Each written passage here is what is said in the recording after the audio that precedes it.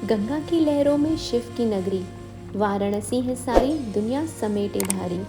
मंदिरों की झनकार, घाटों का सन्नाटा, हर कोने में सुनाई देती भक्ति की भाषा। दीपों की जगमगाहट, सुबह आरती का नूर, आस्था का सागर, पापों का नाश दूर। बनारसी साड़ी की खनक, गलियों की मिठास, वाराणसी है मोक्ष की पावन प्यास।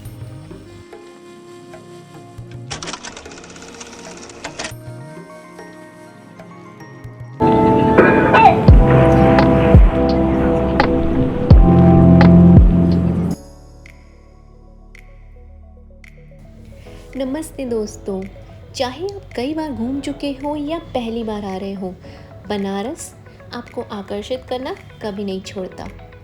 माना जाता है कि बनारस काशी दुनिया का सबसे पुराना शहर है। इस शहर में हमने एक काफ़ी इंटरेस्टिंग चीज़ नोट की। यहाँ के घरों के दरवाजे जो कि काफ़ी कम हाइट के हैं, वो इसलिए क्योंकि यहाँ के लोग मानते हैं कि जब भी वो घर के अंदर आए अपना सिर झुका के आए, मतलब कि अपना अहम ईगो घर के बाहर रख के आए। है ना काफ़ी इंटरेस्टिंग और काफ़ी सही चीज़। तो आइए इतने बढ़िया थॉट के साथ इस वीडियो को शुरू करते हैं। तो एंड तक आप इस वीडियो में बने रहिएगा क्योंकि इसमें पूरा वाराणसी ट्रिप को प्लान करने की सारी डिटेल्स आपको मिलेंगी। बनारस पहुंचना तो बहुत ही आसान है। यहाँ पे ट्रेन, बस और फ्लाइट सारी फैसिलिटी अवेलेबल है। तो देश के कई सारे शहरों से आप आराम से आ सकते हैं। यहाँ आने का सबसे अच्छा समय है नवंबर से मार्च, जब यहाँ पे मौसम सही रहता है, वरना गर्मी में तो बहुत गर्मी हो जाती है। और बाकी देव दीपावली जो दिवाली के टाइम में होती है, तब यहाँ पे काफ़ी भीड़ होती है।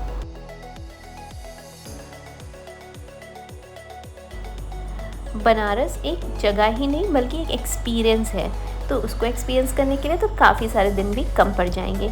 लेकिन अगर आप मंदिर दर्शन और घाट घूमने के लिए, सारनाथ, ये सब जगह घूमने के लिए आ रहे हैं तो 2 दिन काफ़ी रहेंगे।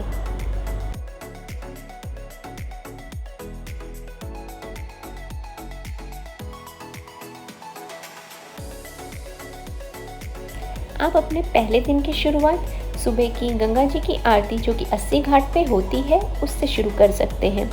विंटर्स में तो ये 5:45 बजे हुई थी और गर्मी में इसका टाइम पहले होगा। तो समय से आप पहुंच जाइए और फिर गंगा जी की आरती देखिए। आरती खत्म होने के बाद आप घाट पे टहल सकते हैं और फिर बोट हायर करके आराम से गंगा जी में बोटिंग कर सकते हैं। और सुबह सुबह गंगा जी में सनराइज़ देखना एक अलग ही एक्सपीरियंस होता है, इसको मिस मत करिएगा। बोटिंग के बाद आप तुलसी घाट, लोलार कुंड और उसके बाद ई रिक्शा करके काशी विश्वनाथ मंदिर दर्शन करने निकल दीजिए। काशी विश्वनाथ मंदिर में दर्शन करने के बाद भैरवनाथ मंदिर और संकट मोचन हनुमान मंदिर दर्शन करने निकल जाइए। फिर आपके पास टाइम बचता है तो नमो घाट चले जाइए। ये नया घाट है, यहाँ पे आपको काफ़ी सारी एक्टिविटीज़ भी करने को मिलती हैं।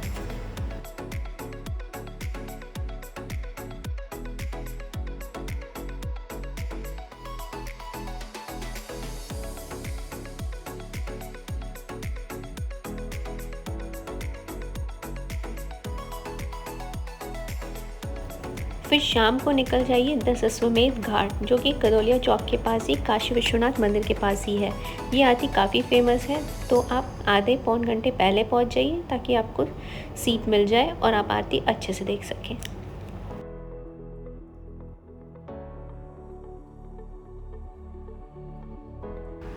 डे 2 में आप सारनाथ निकल जाइए। सारनाथ करीब 12-15 किलोमीटर है बनारस से, तो आप हाफ डे ट्रिप करके आ सकते हैं।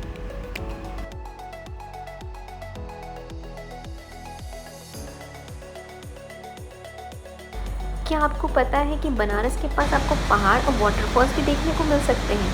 बनारस से करीब 1.5-2 घंटे की दूरी पर है मिर्ज़ापुर डिस्ट्रिक्ट में राजदरी और देवदरी वाटरफॉल। बेहद खूबसूरत वाटरफॉल्स हैं। अगर आपके पास एक दिन एक्स्ट्रा है और पीक लोकेशन जाना चाहते हैं तो आप यहाँ पे जा सकते हैं।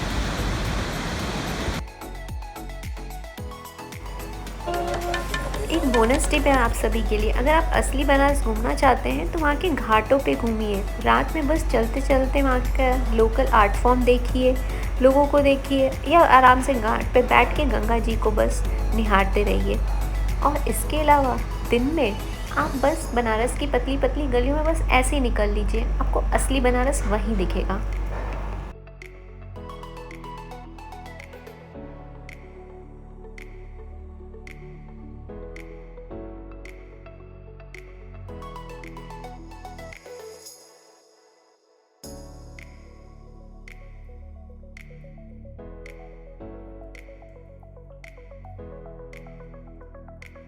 रुकने के लिए तो आप घाट या मंदिर के पास ही रुकिए। हम रुके थे 80 घाट के पास एयरबीएनबी में।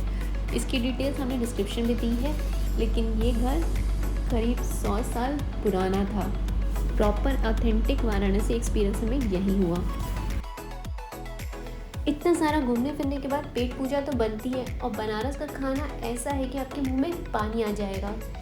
सस्ता, एकदम बजट में, 50 रुपये में भी आप आराम से पेट भर करके खाना खा सकते हैं। यहाँ के दिन की शुरुआत आप जलेबी और पूड़ी कचौड़ी से शुरू कर सकते हैं।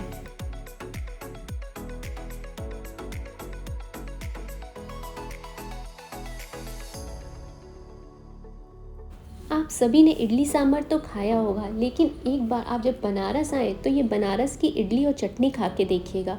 बस 20 रुपये में फुल प्लेट मिलती है, और टेस्ट तो ऐसा कि आपको कभी नहीं भूलने वाला।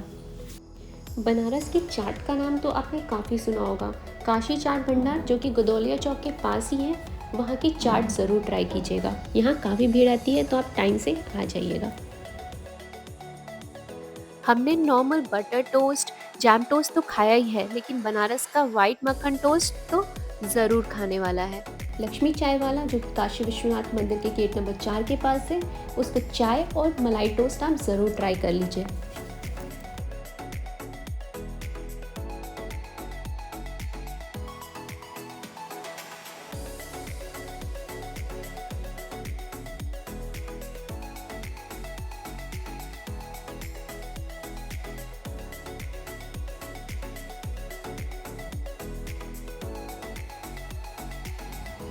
अस्सी घाट के पास है पप्पू चाय वाला। इनकी लेमन टी एकदम अलग तरीके से बनाते हैं और काफ़ी टेस्टी होती है। ये भी मिस करने वाली चीज़ नहीं है। आप जब अस्सी घाट से बोटिंग करके आएँ तो आप ये चाय और नवदुर्गा इडली खा के ही आगे बढ़ें।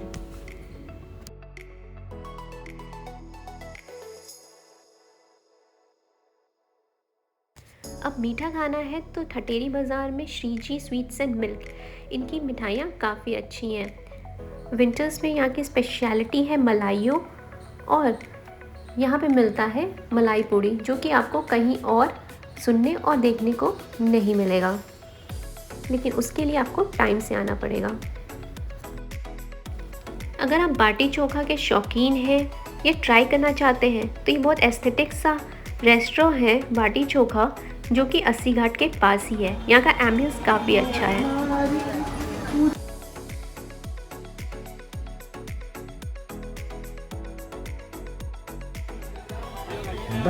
पूछ शायरों से ऐसा दिल नशी कोई शेर।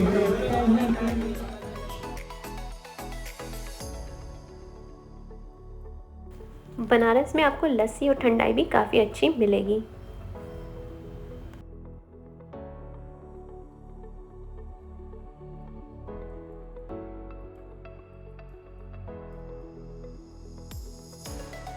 ओ खाई के आप तो समझ ही गए होंगे। अपने खाने और दिन का एंड एक बनारसी पान के साथ तो बनता है।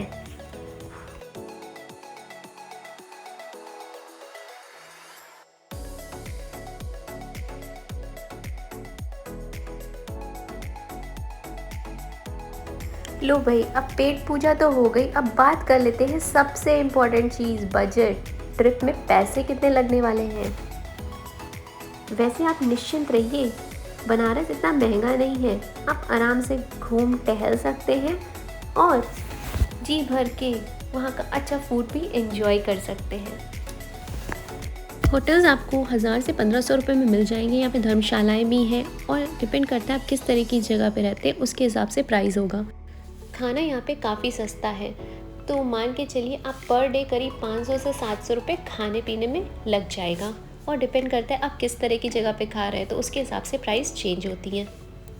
मोस्टली यहाँ घूमने के लिए तो पैदल ही चलना पड़ता है, लेकिन आपको अगर कहीं पे कन्वेंस की ज़रूरत है तो मैं मान के चल रही हूँ आपका करीब 200 से 300 रुपये उसमें कन्वेंस में लग जाएगा, ऑटो ई रिक्शा वगैरह में लग जाएगा।